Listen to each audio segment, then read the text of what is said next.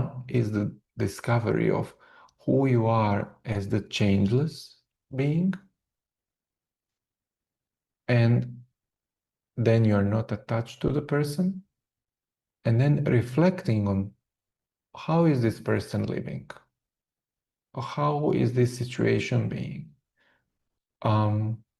Even today, or let's say this week, I have had situations with my colleagues, with the people in my organizations in Europe, that there were some things we were not in agreement with, or there were some issues that rose up because of, let's say, normal work and decisions being made, and not everybody thinks the same, of course.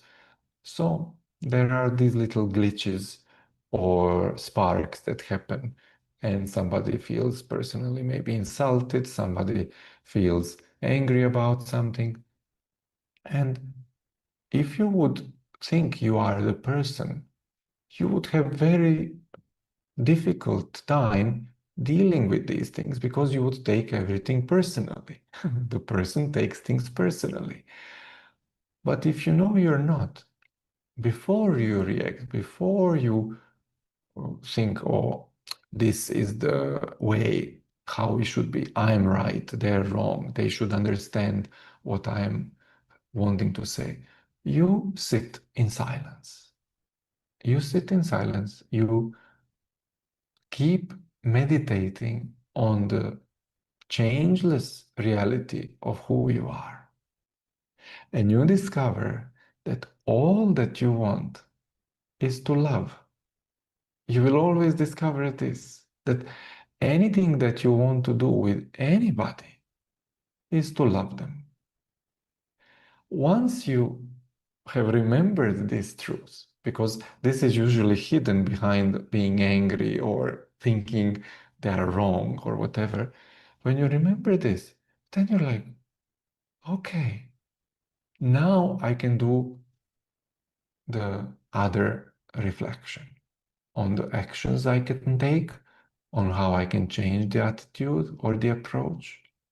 And you will generally always start with an apology, even if if you haven't done anything wrong. You will want to say, I'm sorry, not because you are wrong, but because you want to love. So you will say, I'm sorry, even for the way they're feeling. That's enough. Even not to say that you are wrong, but I'm sorry that you're feeling like this, because I care for you.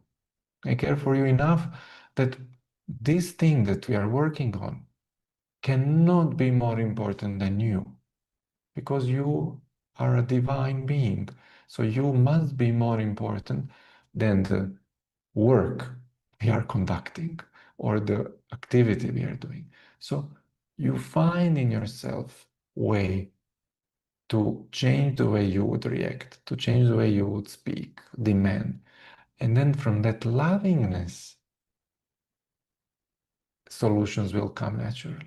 When people feel loved and respect, when you feel love and care, the conversations might not even be about the thing. Maybe at the end of a 2-hour laughter and enjoying and loving each other, you will say, oh, you know, that thing, let's do that differently next time. And everybody will know it is true. So you see, the true self-reflection will bring truth. It takes time and patience. It takes courage not to react and act abruptly, but to wait. For example, in my case, I was waiting 3 days before making a phone call. 3 days of meditating. Yes, there were disturbed energies. I would feel them, I would acknowledge them. I'm not running away. I would allow them to run their course, breathe with them, and keep withdrawing within and saying, what do I really want?